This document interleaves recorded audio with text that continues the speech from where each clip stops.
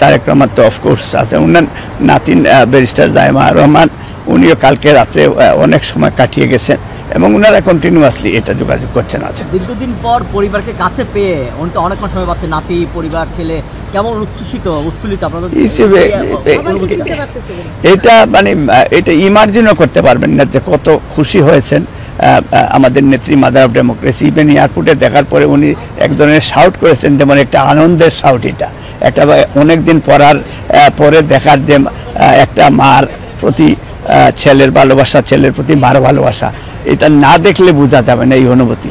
ইট ওয়াজ excellent. এবং আপনারা আমি দোয়া চাইছি দেশে বিদেশে সব ব্রিটিশ বাংলাদেশিদের কাছে বা বাংলা ভাষাভাষী মানুষের কাছে আমাদের নেত্রী যেন উনি সুস্থ হয়ে যান তাড়াতাড়ি, এবং বাংলাদেশের মানুষের যে প্রত্যাশা, সেই দিন কোটি মানুষ ওনাকে বিদায় দিতে ঢাকাতে আমরা দেখেছি, এবং আমরা আশা করছি উনি যখন ফিরে যাবেন, আমাদের ভারপ্রাপ্ত চেয়ারম্যান সাহেব যাবেন, বাংলাদেশের মানুষের ওনাদের জন্য ওয়েট করছে, দে আর ওয়েটিং প্রাইম মিনিস্টার।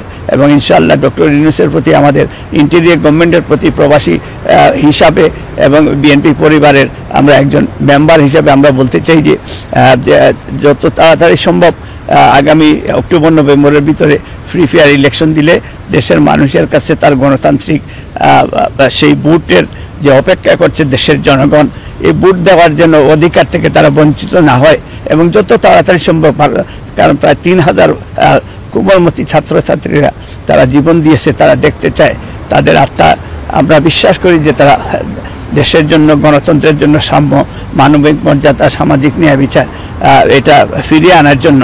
এবং বিএনপি যে ভোটাধিকারের আন্দোলন করেছিল গত 15-16 বছর, দেশনায়ক তারেক রহমান এই যুগের কার্ল মার্কস, এবং সেই আন্দোলনও সফল হয়েছে। এখন মানুষের ওয়েট করছে অনলি ফর দি ইলেকশন, এবং আমরা আশা করি ডক্টর ইউনূস আজকেও বলেছেন যে উনি অ্যাজ সুন অ্যাজ পসিবল নির্বাচন দিয়ে দেবেন। ধন্যবাদ।